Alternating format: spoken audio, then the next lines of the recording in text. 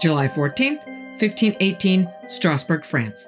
A woman steps into the cobblestone streets and begins to dance. 6 days later, she's still dancing, her feet bloody and raw, but she can't stop. And neither can the hundreds of others who've joined her. From meowing nuns in medieval France to schoolgirls laughing uncontrollably in 1960s Tanzania, what is it that makes entire communities lose their collective minds? I'm Carol Ann. Welcome to the InBetween.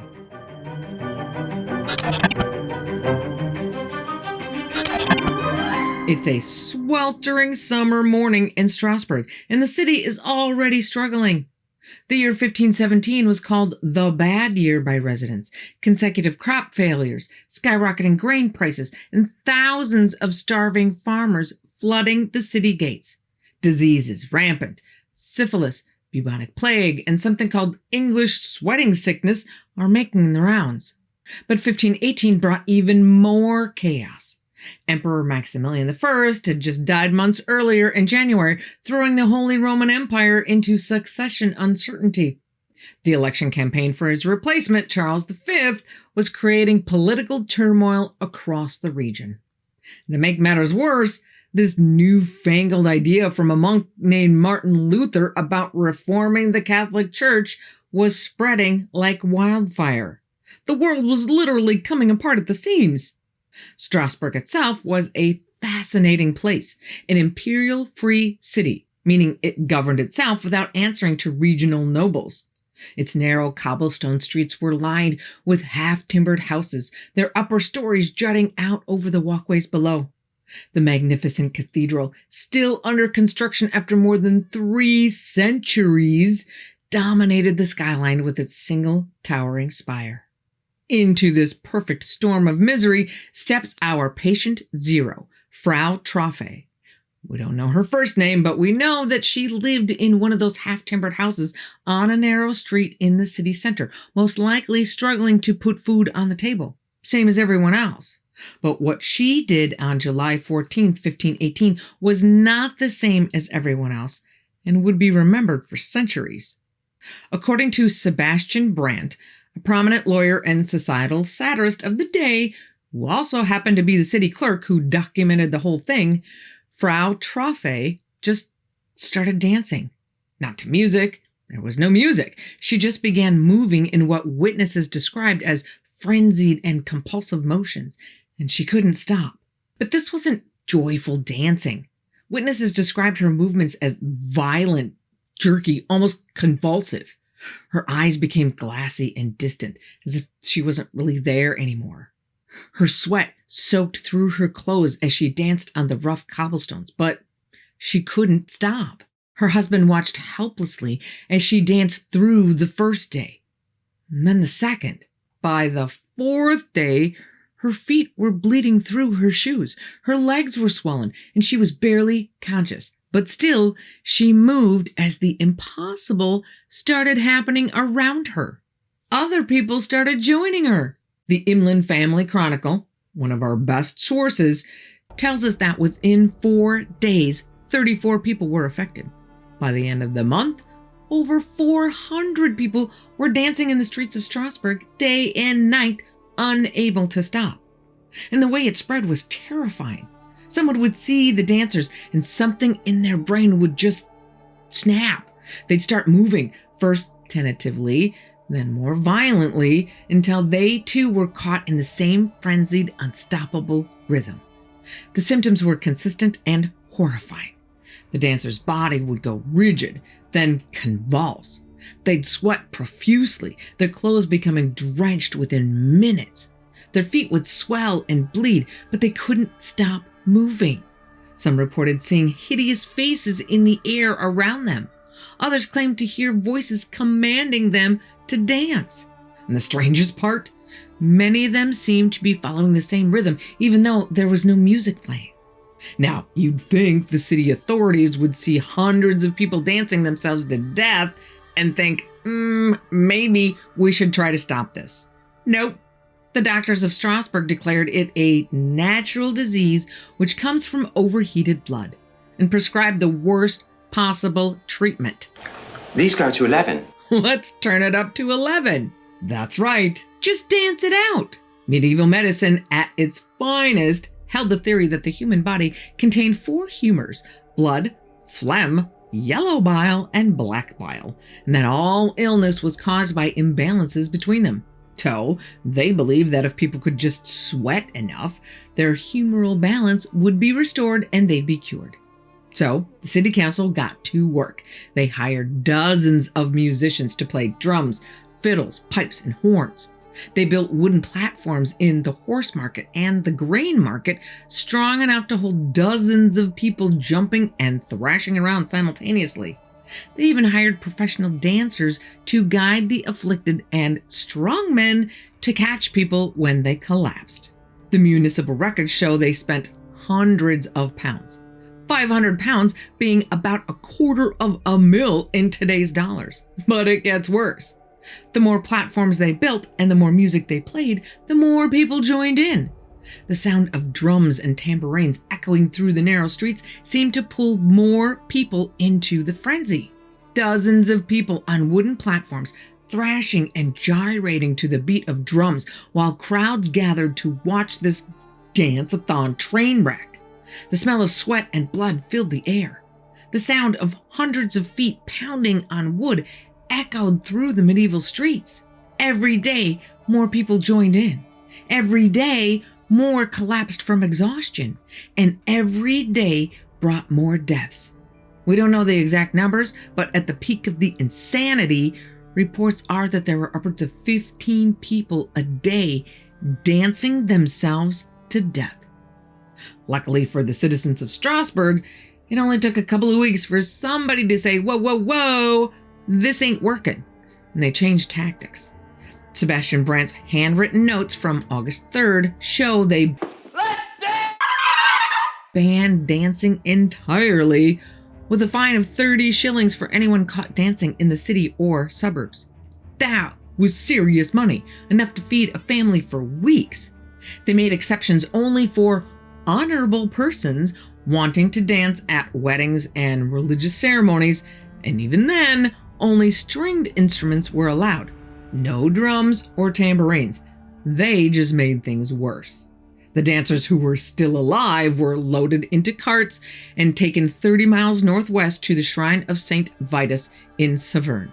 St. Vitus was the patron saint of epileptics and those suffering from what medieval people called convulsive disorders, like shaking or twitching they couldn't control. At Saverne, the afflicted dancers were given blessed red shoes, small crosses drawn with consecrated oil and sprinkled with holy water, and participated in high masses. Some reportedly recovered at the shrine. Others didn't. Those who died were buried in the shrine cemetery. Their families left to wonder what supernatural force had claimed their loved ones. By winter, it was over. The dancing plague had burned itself out, leaving behind a city traumatized, bankrupt, and wondering what the hell just happened. 8 years later, a revolutionary physician named Paracelsus would visit Strasbourg and analyze what had happened. He classified the condition as chorea lasciva and proposed that certain people had what he called laughing veins, blood vessels that were prone to overheating in naturally sensitive areas of the body.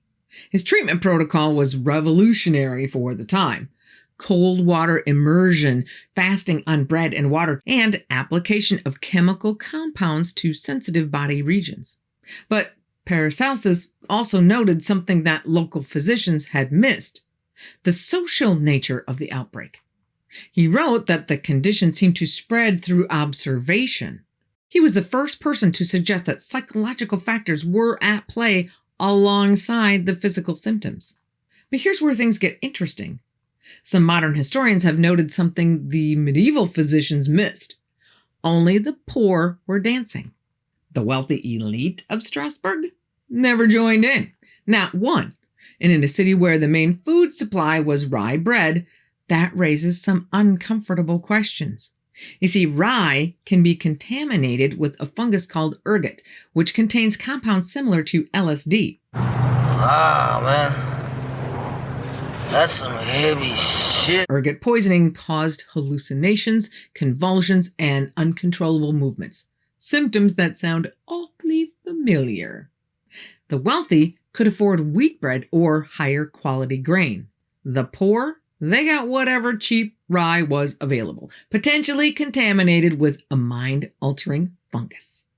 Now, the dancing plague might be the most famous mass psychogenic illness, or LSD rave, in history, but it's far from the only one. In fact, outbreaks of collective bizarre behavior pop out throughout history with disturbing regularity. As early as the 7th century, there were reports of dancing epidemics in various parts of Europe. In 1237, a group of children in Erfurt, Germany, started dancing and couldn't stop, leading them out of the city and into the countryside, where many disappeared forever. In 1374, a massive outbreak swept through the Low Countries like Belgium, Netherlands, Luxembourg, and northern France, as well as Germany, affecting thousands of people across multiple cities. But let's talk about one of the strangest, the meowing nuns epidemic in medieval France. A single nun in a French convent starts meowing like a cat. Within days, the entire convent is engaged in what witnesses described as cat concerts, hours-long sessions of synchronized meowing that were loud enough to disturb the neighbors outside the convent walls.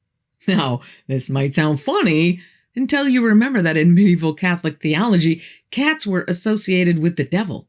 Pope Gregory IX's papal bull, Vox in Rama, in 1233, had specifically linked cats to satanic rituals. So, when an entire convent of supposedly holy women starts acting like demonic creatures, people pay attention. The situation escalated until local authorities sent in soldiers who threatened the nuns with whipping if they didn't stop. And just like that, the meowing stopped. The entire convent returned to normal as if nothing had ever happened. Even stranger was the biting nuns epidemic in 15th century Germany. It started when one nun began biting her sisters.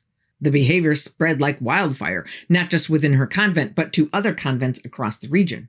Soon, nuns were biting each other in a frenzy that lasted for months. The epidemic only ended when the affected nuns were forcibly separated and moved to different locations. But mass hysteria isn't just a medieval phenomena. Jump forward to January 30th, 1962, in Kashasha, Tanzania. 3 girls at a mission boarding school start laughing uncontrollably. Not happy laughter. This was distressing, with crying, fainting, screaming, and difficulty breathing. Within weeks, 95 of the school's 159 students were affected. The episodes weren't joyous. They were a distressing ordeal that lasted from a few hours to 16 days, with the average duration of about a week. Students would break into uncontrollable laughter that would turn into crying, and then screaming, then fainting. Some even developed rashes. The school closed on March 18th after 48 days of disruption. When it reopened on May 21st, a second wave hit 57 more students. The epidemic spread to other villages as students returned home, eventually affecting about 1,000 people and forcing 14 schools to close. The Tanganyika laughter epidemic, as it came to be known, lasted almost 18 months. Like the dancing plague, it struck during a time of massive social upheaval. Tanzania had just gained independence from British colonial rule on December 9th, 1961, just weeks before the outbreak began. Not to mention that the boarding school was run by British missionaries, imposing strict discipline and Western educational standards on young girls from traditional communities. But just like in Strasbourg, authorities were completely baffled. They conducted medical tests on affected students. No infections, no toxins, no neurological abnormalities. The blood work was normal.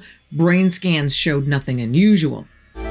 Those we say NAD, nothing abnormal detected. Was purely psychological, spreading through what researchers now call social contagion. So, What's really happening here? How do hundreds of people suddenly start exhibiting the same bizarre behavior across centuries and continents? The answer lies in something called mass psychogenic illness, or MPI. It's not contagious in the way we think of diseases. You can't catch dancing mania by kissing a dancer. Instead, it spreads through observation and psychological stress in a process that's far more complex and fascinating than simple imitation. Think about it. In 1518 Strasbourg, you had a population living under extreme stress. Famine, disease, economic collapse, political upheaval, and religious uncertainty all raining down at once. People were stretched to their psychological breaking point. When Frau Troffe started dancing, she provided a visible outlet for all that unexpressed anxiety and desperation. But it's not just monkey see, monkey do. Our brains are wired with something called mirror neurons, cells that fire both when we perform an action and when we observe someone else performing the same action. In normal circumstances, this helps us learn and empathize, but in high-stress situations, the mirroring system can go a little haywire. When people saw Frau Troffe's frenzied movements, their mirror neurons fired as if they were dancing themselves. Combined with their own psychological stress, this neural activity could actually trigger the same physical symptoms. It's like their brains were practicing the dancing until their bodies couldn't tell the difference between imagination and reality. But don't think for a second that we've evolved past such nonsense, because social media is cooking up its own weird outbreaks. Viral challenges like the Cinnamon Challenge or Tide Pod Challenge spread like 1518's dancing. Back then, it took weeks to hit 400 dancers in Strasbourg. Now, a TikTok can spark chaos worldwide in hours. The dancing plague of 1518 ended 5 centuries ago, but the questions it raises are as relevant today as ever. What happens when an entire community reaches its psychological breaking point? How do we maintain our individual agency when everyone around us is losing theirs? So, next time you find yourself mindlessly scrolling through social media, feeling inexplicably compelled to join in something everyone else is doing, remember Frau Troffe stepping into those Strasbourg streets on that summer morning in 1518 and ask yourself, are you dancing to your own rhythm or someone else's? Sometimes the sanest thing you can do is just refuse to dance. That makes my feet hurt just reading about it. But if you have more stamina than I do, which you probably do, and want to keep on this journey of strangeness, watch this video right here. I promise it'll raise your heart rate without having to boot scoot boogie. Be careful out there, and I will see you here again on the In-Between.